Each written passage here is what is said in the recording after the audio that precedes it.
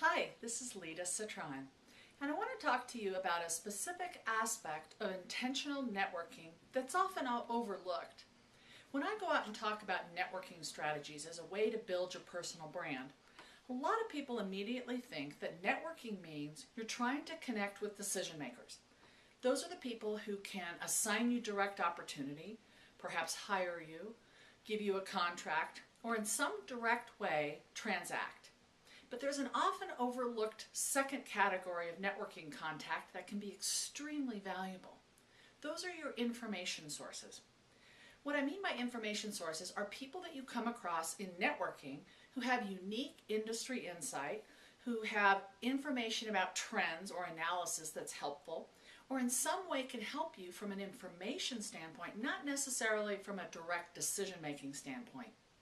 For example, let's say you're dealing with a client and you're really confused around what's the difference between a venture capitalist, a wealth manager, an investment firm, and let's say a private equity group.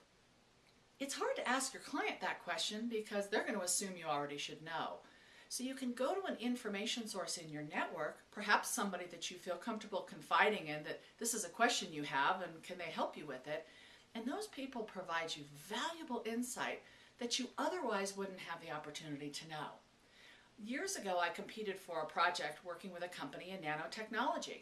That's a space I didn't know a lot about, but I had someone in my network who was an expert in the research field, specifically in nanotechnology. And I could call that person and just ask them to give me some buzzwords and some key insight about that field that made me more competitive and ultimately enabled me to help win that project. Those information sources are tremendously valuable.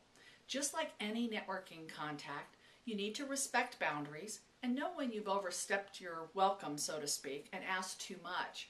And you always want to reciprocate.